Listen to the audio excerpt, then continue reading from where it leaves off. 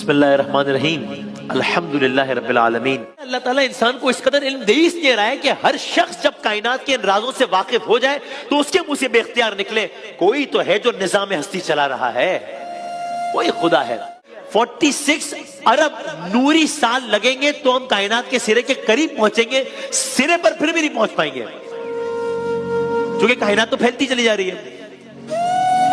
یہ آج بتا رہی ہے سائنس کی کائنات پھیل رہی ہے، لیکن آیت کا ترجمہ ہے ہم نے آسمان کو بنایا، ہم اس کو وسعت دے رہے ہیں، ہم اس کو پھیلا رہے ہیں۔ قرآن کریم نے 14 سال پہلے بتایا۔ یہ چاند جو ہمیں دیکھنے میں اتنا پرسکون خاموش نظر آتا ہے، کیا قیامت برپا ہے؟ یہ بنا کیسے تھا؟ اربوں سال پہلے بنا۔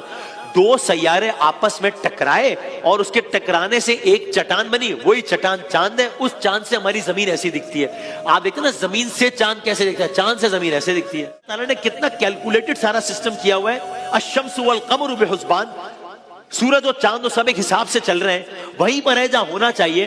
اگر یہی چاند زمین کے قریب آ جائے تو کیا زمین پھٹنا شروع ہو جائے گی، زمین آگ اگلنا شروع کر دے گی، زمین میں لاوے بہنا شروع ہو جائیں گے، شہر ڈوبنا شروع ہو جائیں گے، دریاؤں میں طغیانی آ جائے گی، ہر طرف سونامی آ جائے گی۔ بھائی قصہ مختصر ہے کہ دنیا ختم ہو جائے گی، everything on earth would die. پتہ لگا کہ بھائی کائنات میں ایک چاند تو ہے ہی نہیں، کم سے کم تو 300 چاند ہیں، 300 چاند ہیں۔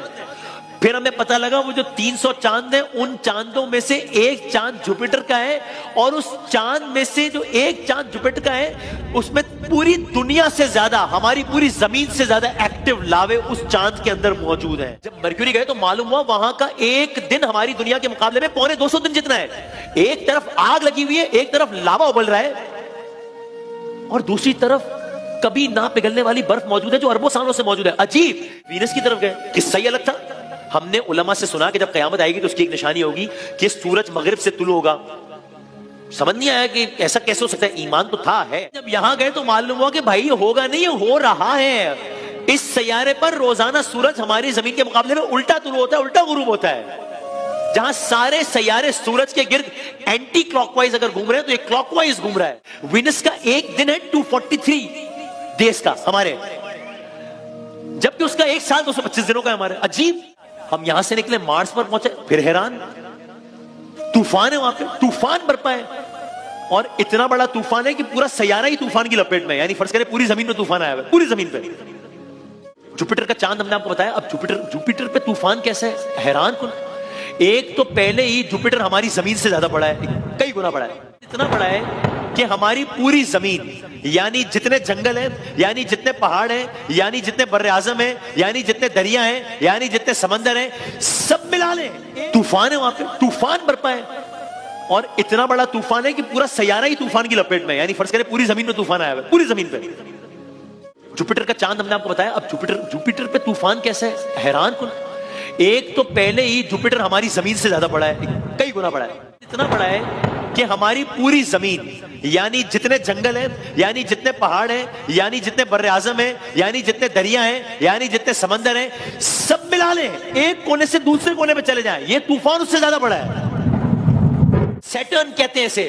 ہمیں معلوم ہوا چاروں طرف سے ایک رنگ نے اس کو گھیر کے رکھا ہوا ہے، یہ رنگ ذرات پر مبنی اربوں برف اور چٹان کے ٹکڑوں سے بنی ہوئی ہے، اور اس سیارے کی کوئی سطح ہی نہیں ہے، یعنی یہ سطح ہوتی ہے نا جس کی پیر رکھنا ہے، ہاتھ رکھنا ہے، سطح ہی نہیں ہے، گیس کا غبارہ ہے۔ اور کتنا بڑا گیس کا غبارہ ہے؟ اتنا بڑا کہ 800 زمینیں اس کے اندر آ جائیں۔ اور یہاں ہو کیا رہا ہے؟ یہاں عجب منظر ہو رہا ہے، اس سیارے پر ہیروں کی بارش ہو رہی ہے، ہیرے برس رہے ہیں یہاں پہ، بڑھ رہے تھے۔ یورینس یہ بھی وینس کی طرح کلاک وائز گھومتا ہے۔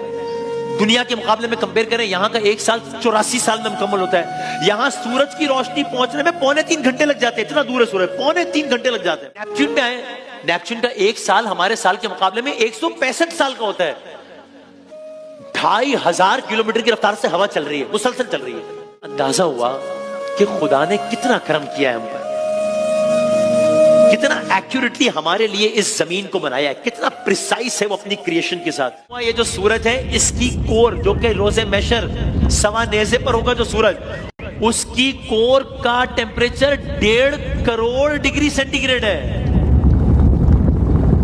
ہماری کہکشاں میں سورج جیسے 200 سے 400 ارب ستارے موجود ہیں، اور کائنات میں ایسی 2 کھرب کہکشائیں ہیں، سمجھ نہیں آئی کہ ہو کیا رہا ہے۔ ریت کے ذرات کم ہیں، آسمان پر ستارے زیادہ ہیں. Can you believe it? مسلمان کو دینی تعلیم کے ساتھ ساتھ دنیاوی معلومات بھی ضرور ہونی چاہیے، اور پھر وہ دنیاوی معلومات جو خداوند تعالیٰ سے قریب کرے وہ تو اور ہونی چاہیے. قرآن کریم کس طرح بار بار یہ ارج پیدا کر رہا ہے، بار بار ہم سے افلا تفکرون کا سوال کر رہا ہے.